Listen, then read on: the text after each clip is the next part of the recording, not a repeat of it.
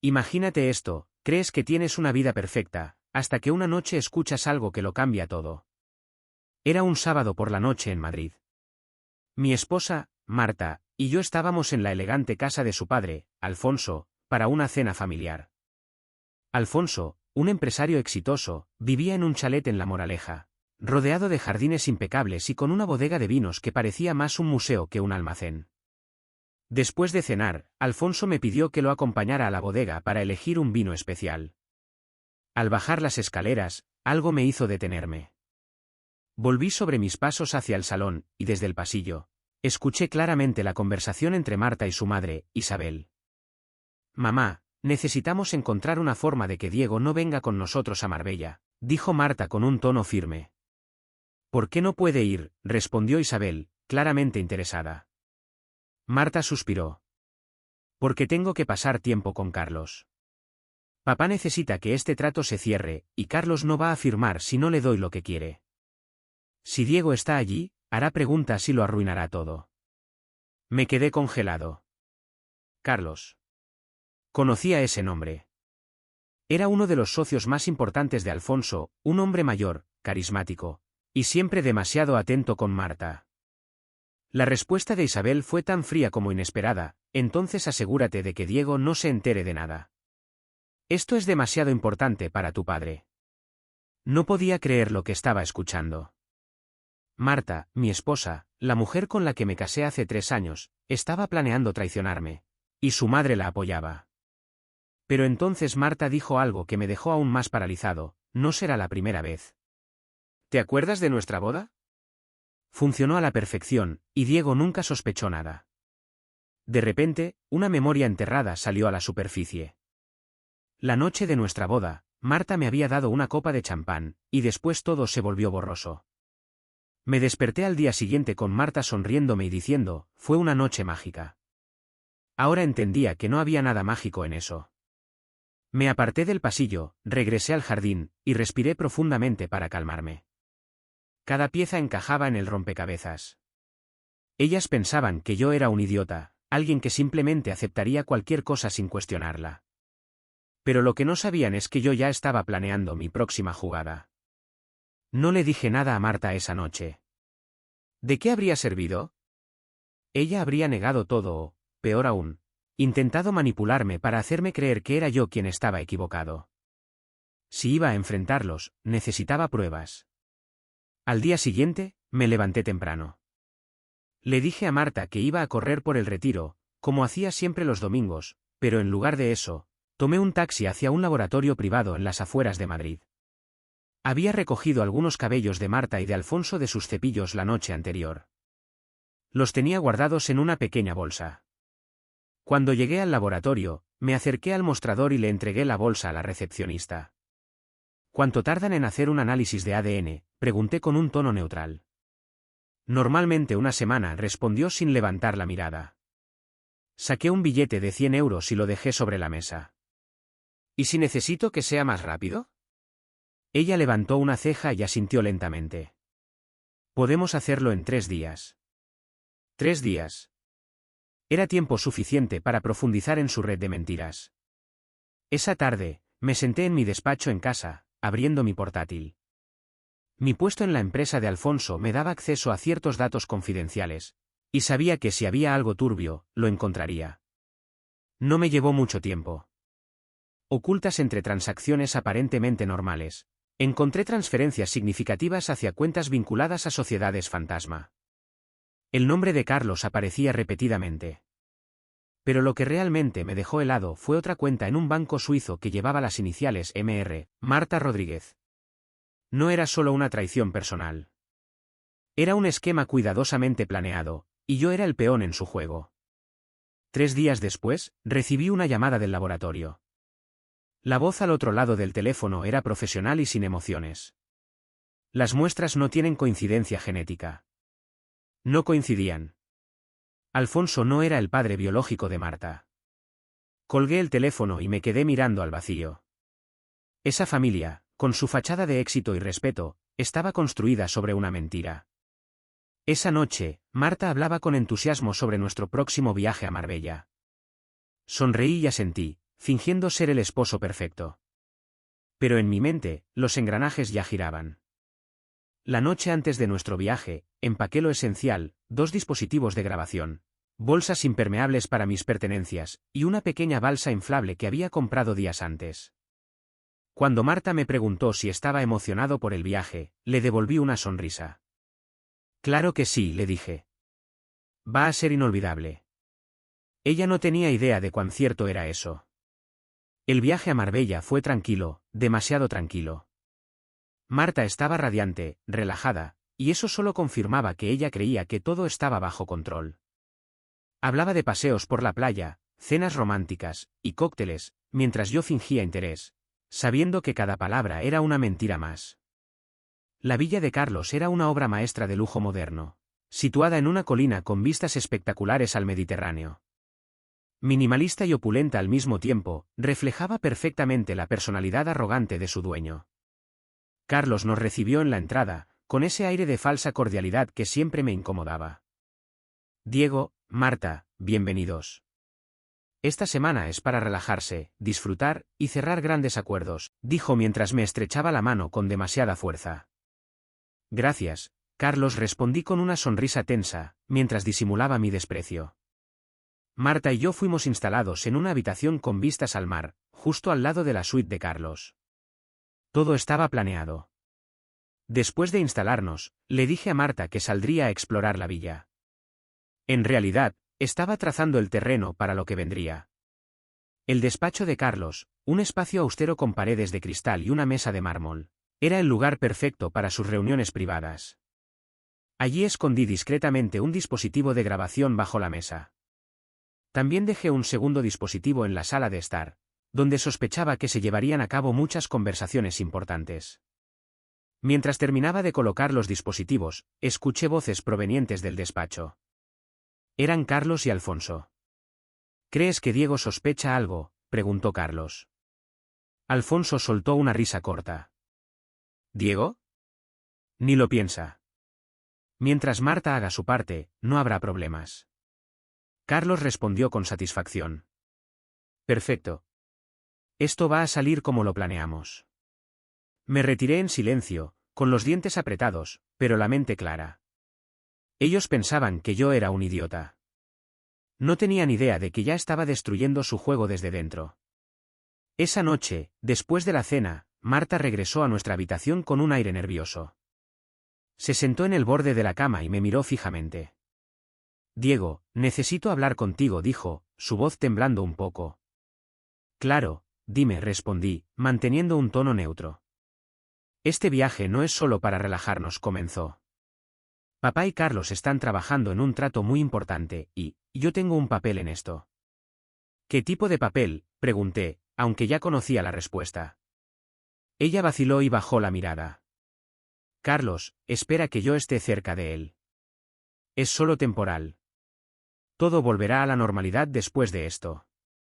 Reprimí una risa amarga y me levanté, caminando hacia la ventana. Observé las luces de la costa en la distancia, dejando que el silencio llenara la habitación antes de hablar. ¿Normalidad? Marta, esto no tiene nada de normal. Ella intentó justificarse, pero no la escuché. Me limité a decir, haz lo que tengas que hacer. Pero recuerda que las decisiones tienen consecuencias. Cuando ella salió de la habitación, probablemente para buscar a Carlos, supe que era el momento de poner en marcha mi plan. Esperé a que la casa estuviera completamente en silencio. Saqué el teléfono satelital de Carlos, que había encontrado en su despacho, y retiré la batería. Si alguien necesitaba ayuda, no la conseguiría esa noche. Después, revisé mi equipo una vez más, mis pertenencias estaban empaquetadas en bolsas impermeables. Y mi pequeña balsa inflable estaba lista. Sabía que me estaban subestimando. Esa noche, sería la última vez que ellos tendrían el control. Medianoche. La villa estaba en completo silencio, rota solo por el suave sonido del viento y las olas golpeando la orilla. Marta estaba en la cama, o al menos eso pensaba. Sabía que eventualmente se levantaría para ir a la suite de Carlos. Era mi momento. Me levanté despacio, reemplazando mi lugar en la cama con un montón de ropa y almohadas, perfectamente colocadas para engañar a cualquiera que mirara de pasada. Con mi mochila ya preparada, me dirigí al balcón. El jardín de la villa se extendía bajo la débil luz de la luna. Respiré profundamente y bajé con cuidado, dejando que mis pies tocaran el césped húmedo. Una vez abajo, me deslicé hacia las sombras, moviéndome silenciosamente hacia la playa. El camino al punto de escape era estrecho y serpenteaba entre arbustos. Cada paso estaba calculado, no podía darme el lujo de hacer ruido. Finalmente, llegué al lugar donde había escondido mi balsa inflable. Trabajé rápido, inflando la balsa y asegurando mis pertenencias en las bolsas impermeables. La marea estaba baja, pero el agua era fría como el hielo. Sin dudar, me lancé al Mediterráneo, alejándome lentamente de la villa. Mientras yo luchaba contra las olas, Marta descubría que había desaparecido.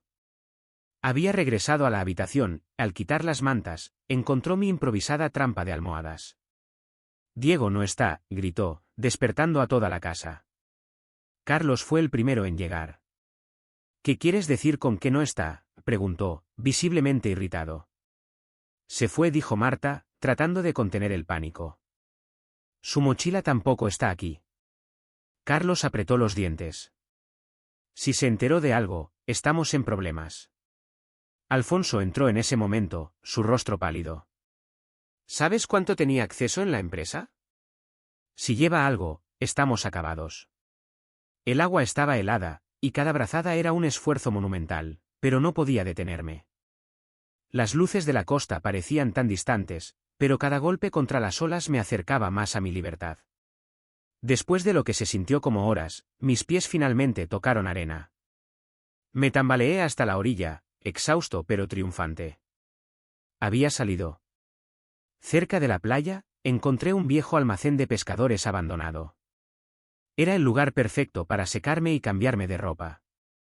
Una vez listo, tomé mi teléfono, al que le había quitado la batería para evitar que rastrearan mi ubicación. Lo encendí y marqué el número de un contacto que había preparado en Málaga, alguien que podía ayudarme a desaparecer y a planear el golpe final. Las primeras luces del amanecer me recibieron mientras entraba en Málaga. Mi contacto, un conductor llamado Javier, me esperaba en una furgoneta vieja estacionada cerca del puerto. «Diego», preguntó con voz calmada al bajar la ventanilla. «Así es», respondí. Sin hacer preguntas, me dejó subir y me llevó a un pequeño hotel discreto en las afueras. Perfecto para lo que necesitaba. En el hotel, después de una ducha caliente y un par de horas de sueño, me senté frente a mi portátil. Ahora venía la parte más delicada, usar las pruebas que había recolectado contra ellos. Los documentos del despacho de Alfonso y las grabaciones que capturé en la villa eran una bomba a punto de estallar. Pero necesitaba a alguien con influencia, alguien que pudiera convertir mi evidencia en su peor pesadilla. Ese alguien era Ignacio Ferrer. Ignacio no era solo un empresario poderoso en el sur de España, también era un enemigo de Carlos y Alfonso. Una vieja traición había dejado heridas abiertas, y sabía que Ignacio no dudaría en aprovechar la oportunidad de devolverles el golpe. Tomé el teléfono y llamé al número que había conseguido a través de un conocido en la empresa. Ignacio contestó al segundo timbre. «¿Quién es?», preguntó con voz cortante. «Alguien que puede ayudarte a destruir a Carlos y Alfonso», dije con calma. Hubo un silencio, luego respondió: «Preséntate en mi oficina en Sevilla esta tarde». «No llegues tarde». El despacho de Ignacio, en un rascacielos de vidrio en el centro de Sevilla, era tan imponente como esperaba. Ignacio estaba sentado tras un escritorio de mármol, su mirada dura y calculadora mientras me saludaba con un leve gesto. «Muéstrame lo que tienes», dijo sin rodeos. Saqué un USB de mi bolsillo y lo coloqué sobre la mesa. «Aquí están las grabaciones, los movimientos de cuentas, y los vínculos con las sociedades fantasma. Te usaron para ocultar sus robos». Ignacio conectó el USB a su ordenador. Pronto, la voz de Carlos llenó la sala. «Ignacio no se enterará de nada. Usaremos su red, y cuando todo esté hecho, será él quien cargue con las pérdidas». Ignacio escuchó en silencio, su expresión cada vez más severa. Cuando la grabación terminó, hojeó los documentos que también le había traído. «Esto es suficiente para destruirlos», murmuró, casi para sí mismo. Ignacio levantó la vista hacia mí. «¿Qué quieres a cambio?». Protección, respondí. Alfonso no se quedará de brazos cruzados. Ignacio sonrió ligeramente. ¿Hecho? Y más que eso, un nuevo trabajo. Hay una sucursal en Córdoba que podría beneficiarse de alguien con tu instinto. Apenas dudé antes de aceptar. Esa misma noche, Ignacio convocó a Carlos y Alfonso a una cena de negocios en su finca privada. Creyeron que era una oportunidad para negociar un acuerdo, pero en realidad estaban caminando directo a su ruina. Cuando llegaron, Ignacio los recibió con una cortesía helada. Sin perder tiempo, dejó caer un dossier de pruebas sobre la mesa. Esto es lo que tengo contra ustedes, dijo con calma. Tienen dos opciones: entregarme todo lo que poseen y desaparecer, o enfrentar un juicio que los dejará en la ruina. Carlos intentó replicar, pero Alfonso, pálido como un fantasma, lo detuvo. Aceptamos, murmuró. Mientras me instalaba en mi nueva vida en Córdoba, el plan que Ignacio y yo habíamos trazado alcanzaba su clímax. Carlos, Alfonso y Marta no tenían idea de que todo lo que habían construido estaba a punto de desmoronarse. Días después de nuestra escapada de la villa, Carlos y Alfonso se presentaron en la finca de Ignacio para la cena que creían que salvaría sus negocios. Pero en cuanto tomaron asiento, Ignacio colocó un portátil frente a ellos. Antes de empezar, quiero que escuchen algo, dijo, presionando play. La voz de Carlos resonó en la habitación.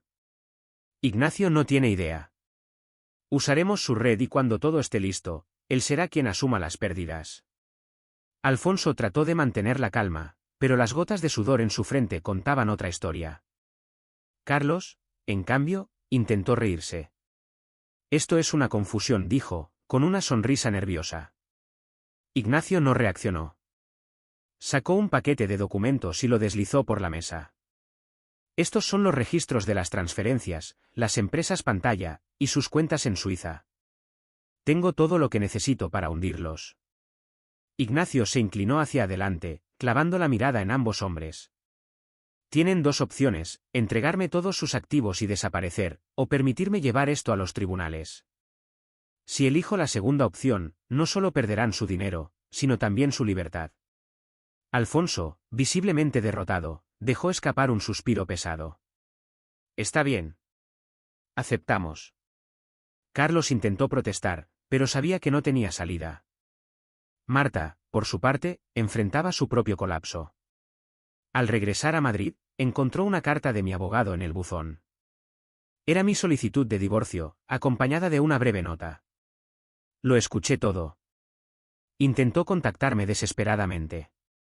Me llamó, me envió mensajes, e incluso buscó a nuestros amigos comunes, pero yo había cortado todos los lazos. Mi número estaba desconectado, y ya no existía rastro de mí en su vida. En Córdoba, mi vida había cambiado por completo. La pequeña sucursal que Ignacio me asignó era tranquila, lejos del ruido de Madrid y, más importante, lejos de la toxicidad de Marta y su familia. Una tarde, mientras caminaba por una plaza soleada, reflexioné sobre todo lo que había dejado atrás. No sentía remordimientos, solo una fría satisfacción. Ellos pensaron que me podían usar, que yo era un peón en su juego. Lo que nunca imaginaron fue que yo estaba jugando mi propia partida.